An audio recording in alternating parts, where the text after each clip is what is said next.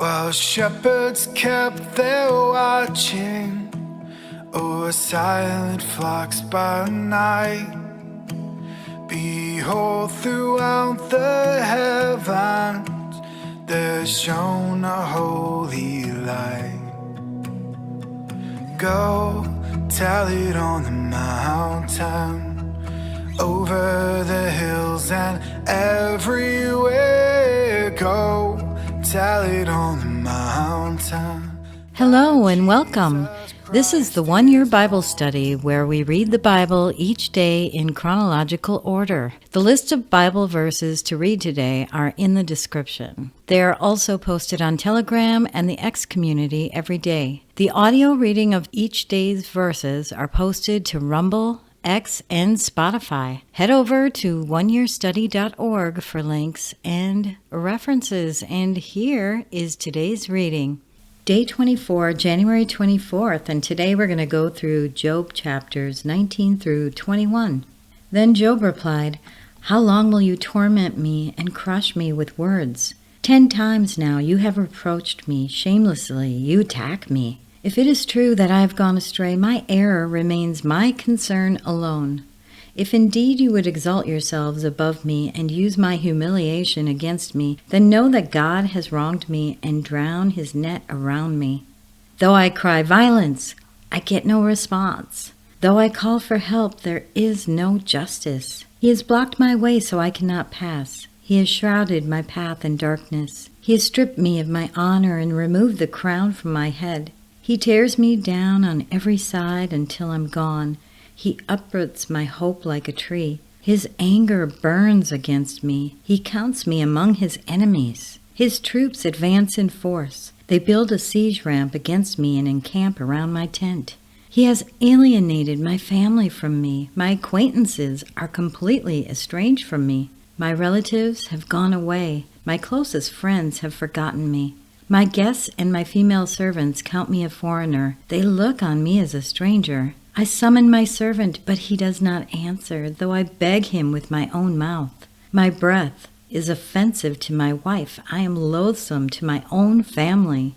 Even the little boys scorn me. When I appear, they ridicule me. All my intimate friends detest me. Those I love have turned against me. I am nothing but skin and bones. I've escaped only by the skin of my teeth. Have pity on me, my friends. Have pity, for the hand of God has struck me. Why do you pursue me as God does? Will you never get enough of my flesh? Oh, that my words were recorded, that they were written on a scroll, that they were inscribed with an iron tool on lead, or engraved in rock forever. I know that my Redeemer lives, and that in the end he will stand on the earth. And after my skin has been destroyed, yet in my flesh I will see God. I myself will see him with my own eyes, I, and not another.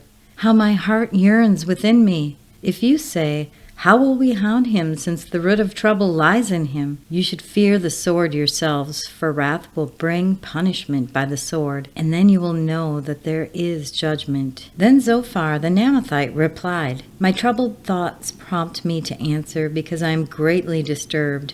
I hear a rebuke that dishonors me, and my understanding inspires me to reply. Surely you know how it has been from old, ever since mankind was placed on earth, that the mirth of the wicked is brief. The joy of the godless lasts but a moment. Though the pride of the godless person reaches to the heavens and his head touches the clouds, he will perish forever like his own dung. Those who have seen him will say, 'Where is he?'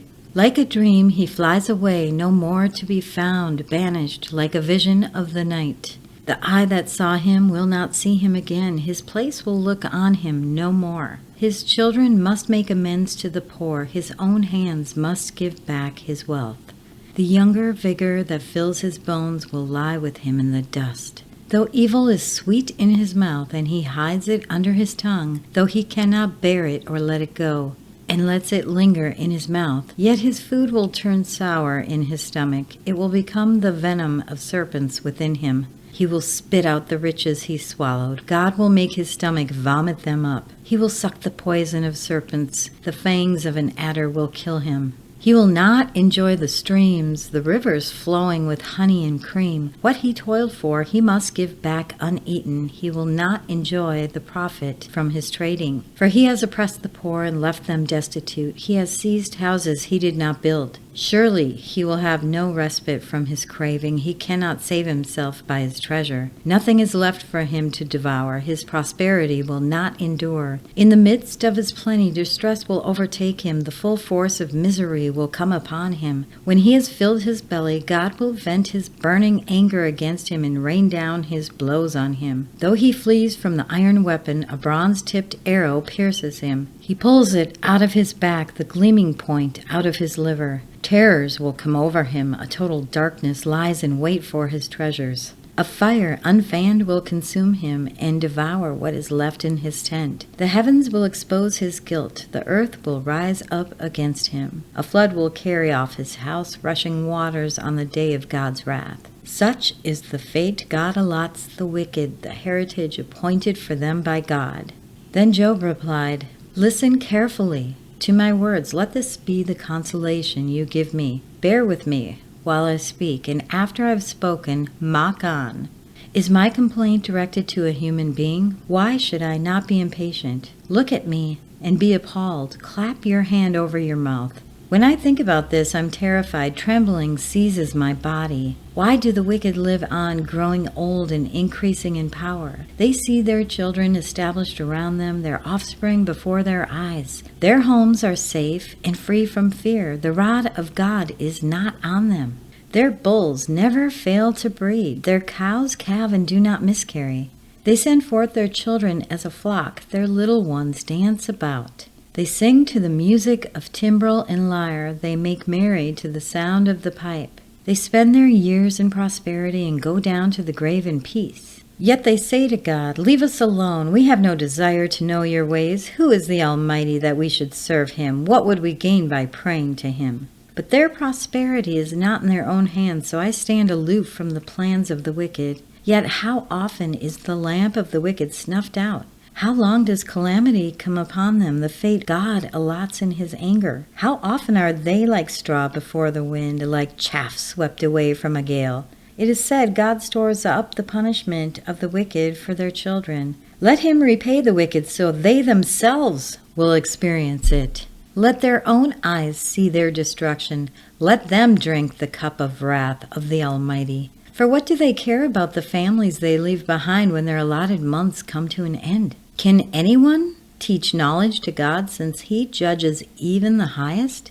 One person dies in full vigor, completely secure and at ease, well nourished in the body, bones rich with marrow. Another dies in bitterness of soul, never having enjoyed anything good. Side by side they lie in the dust, and worms cover them both. I know full well what you are thinking, the schemes by which you would wrong me. You say, where now is the house of the great, the tents where the wicked lived? Have you ever questioned those who travel? Have you paid no regard to their accounts, that the wicked are spared from the day of calamity, that they are delivered from the day of wrath? Who denounces their conduct to their face? Who repays them for what they have done? They are carried to the grave, and watch is kept over their tombs. The soil in the valley is sweet to them. Everyone follows after them, and a countless throng goes before them. So how can you console me with your nonsense? Nothing is left of your answers but falsehood. And that concludes today's reading. If you have thoughts to share or questions to ask, we do fellowship in Telegram and on the X community for the Chronological Bible Study. You can find links to those in the description. I really encourage everyone to ask questions. Don't hold back. No question is silly or stupid, and we're all learning. We're learning together. We want to help each other. We want to build up that fellowship. Thank you so much for listening to today's reading, and we will be back tomorrow with our next one. Have a blessed day, my friends. While shepherds kept their watching o'er silent flocks by night, behold, throughout the heavens there shone a holy light. Go tell it on the mountain, over the hills and everywhere. Go tell it on the mountain that Jesus Christ is born.